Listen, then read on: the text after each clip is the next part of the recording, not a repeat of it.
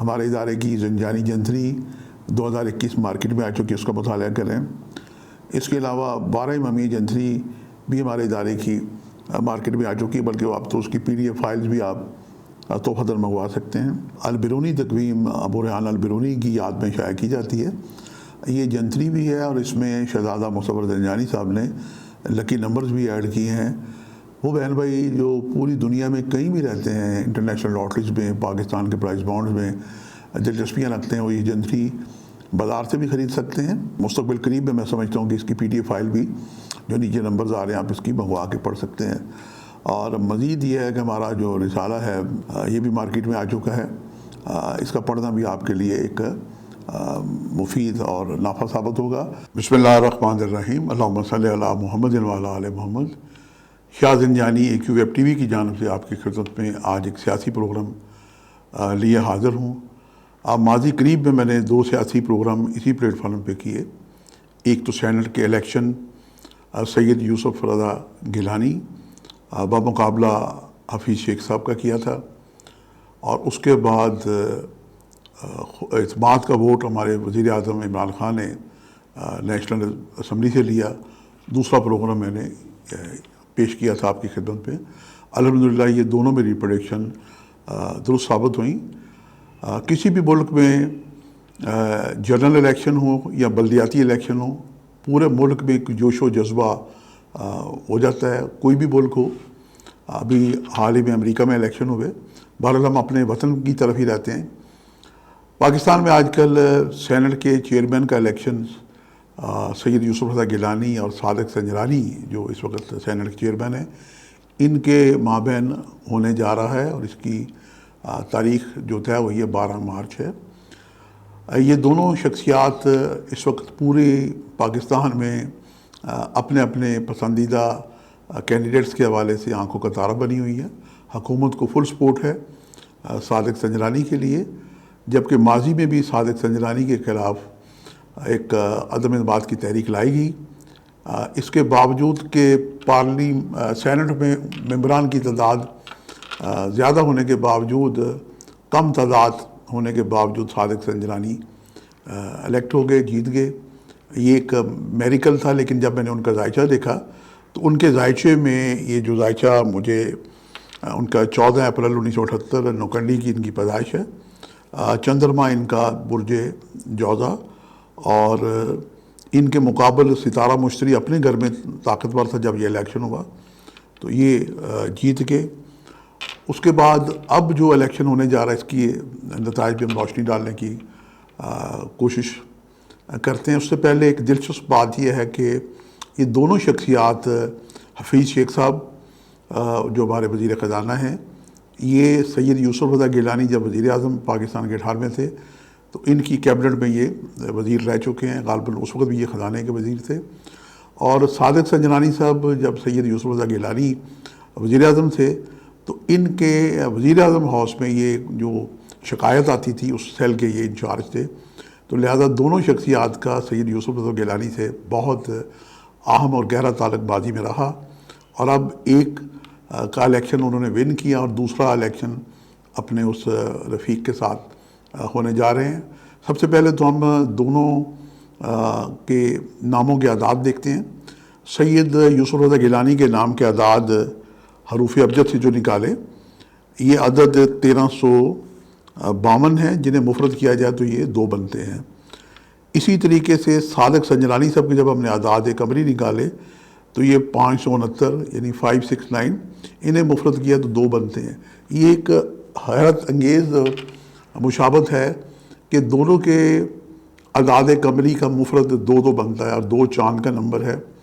اس کا مطلب یہ ہے کہ یہ مقابلہ جو ہونے جا رہا ہے 12 مارچ کو، یہ بڑا زبردست کانٹے کا مقابلہ ہوگا۔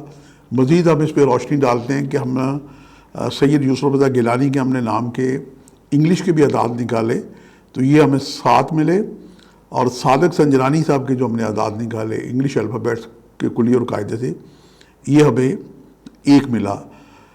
7 نمبر پہ 1 نمبر حاوی ہوتا ہے، لیکن یہ نیمرالوجی کی جو بھی پیشگوئیاں ہیں اس کی بنیاد اسٹرالوجی پہ ہوتی ہے کیونکہ نمبر ستاروں سے منسوب ہوتے ہیں۔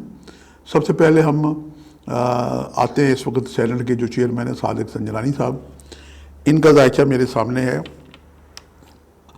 14 اپریل 1978 نوکنڈی میں ان کی پیدائش ہے۔ تو چندرما ان کا چاند برج جوزہ میں ہے اور ارادہ منزل پہ ہے۔ یہ منزل ان کے تالے میں ستارہ مشتری اپنے گھر میں طاقتور ہے۔ ماضی میں جب الیکشن ہوا تو ستارہ مشتری ان کے 7ویں گھر میں طاقتور تھا، اس وجہ سے وہ بغیر کسی محنت کے، توجہ کے، حیرت انگیز معجزاتی طور پہ جیت گئے۔ آج ان کے ستارے سارے اکٹھے ہوئے ہیں۔ 7ویں گھر کا مالک 8ویں گھر میں برج جدی میں ہے، اور یہ یہاں پہ حبوط کا ہے۔ ستارہ مشتری اس وقت بہت طاقتور تھا، اپنے گھر کا تھا، اور آج کے دن جب یہ الیکشن ہونے جا رہے ہیں، بلکہ پورا سال، یہ ستارہ مشتری 20 نومبر 2021 تک یہ برج جدی میں رہے گا، حبوط یافتہ رہے گا، اور جدی 8ویں گھر کا مالک بھی ستارہ اسی گھر میں مقیم ہے۔ اور اگر ہم 9ویں گھر کو دیکھیں، برج دلو کو، تو یہ نصیب کا مالک ستارہ ہو کے بھی زحل اپنے گھر میں پیچھے بیٹھا ہوا ہے، تو یہ ستاروں کی تھوڑی کمزوری کی نشاندہی کرتا ہے۔ اب ہم آتے ہیں سید یوسف رضا گیلانی کے ذائچے کی طرف۔ ان کی تاریخ پیدائش 9 جولائی 1952 ملتان کی پیدائش ہے۔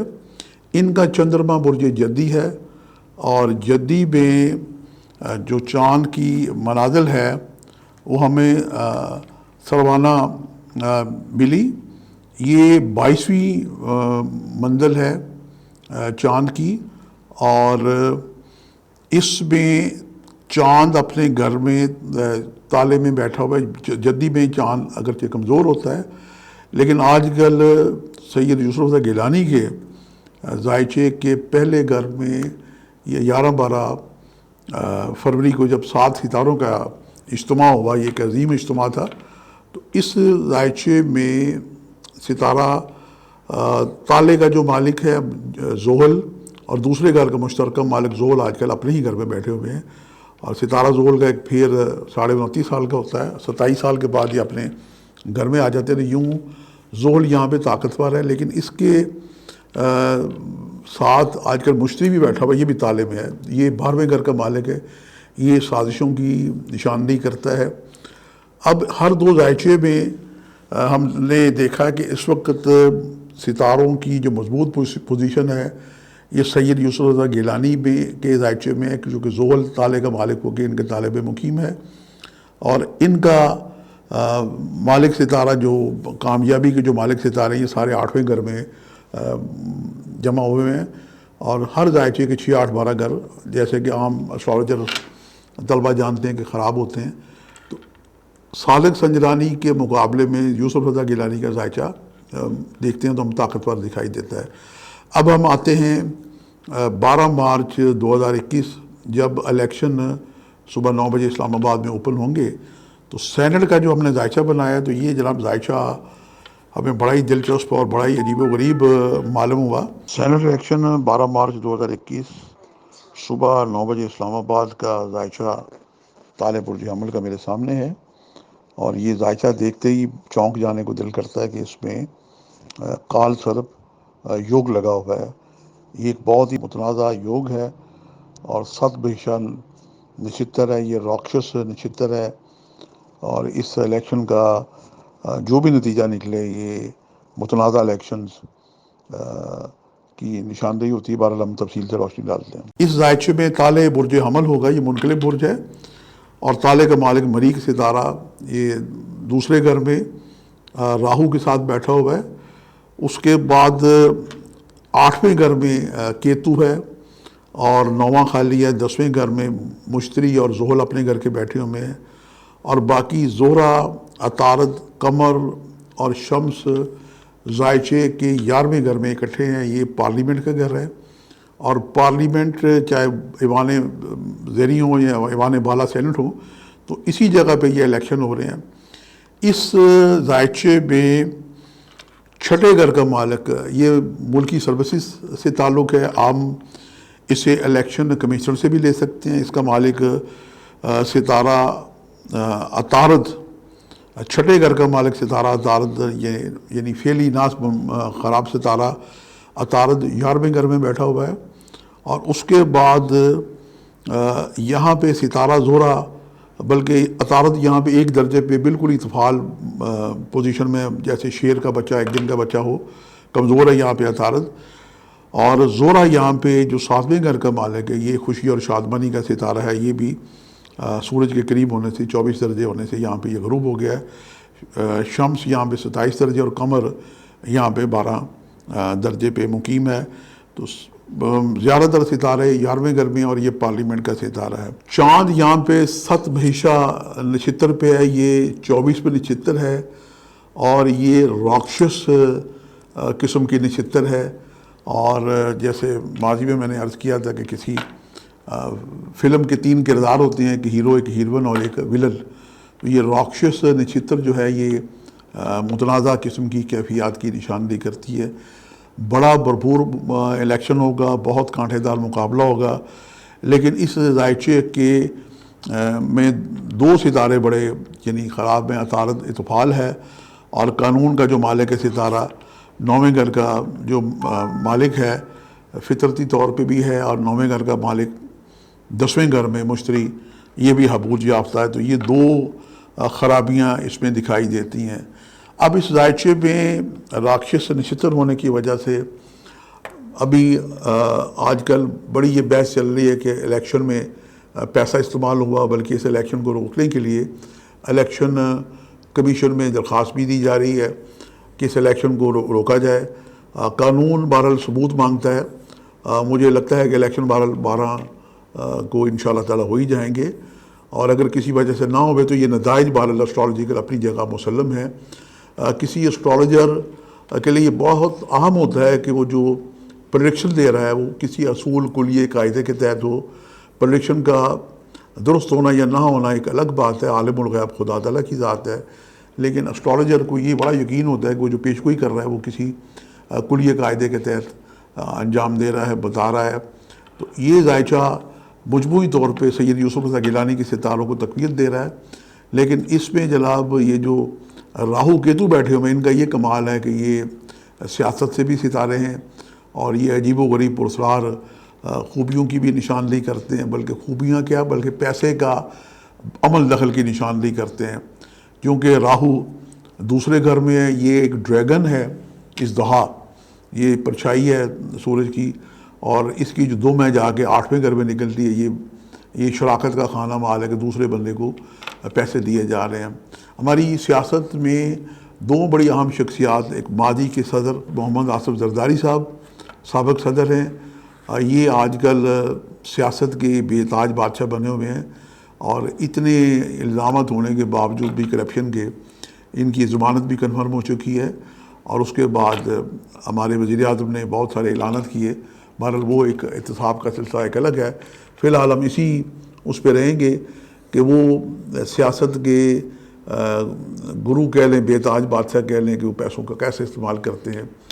اور چونکہ دونوں کے نمبرز برابر ہیں، 2 نمبرز ہیں، الیکشن انتہائی کانٹے دار ہوگا، انتہائی سخت مقابلہ ہوگا.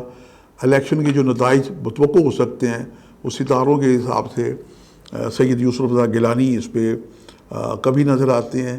بہرحال حکومت نے اگر اپنے وسائل بہتر استعمال کیے تو کوئی بعید نہیں ہے.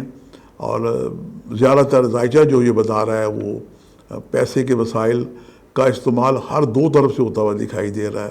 کسی طرف سے کچھ اور برات سامنے آ سکتی ہیں حکومت کی طرف سے، اور دوسری طرف سے ذائچہ بتاتا ہے کہ پیسے کا بے دریغ کھلا استعمال ہو سکتا ہے.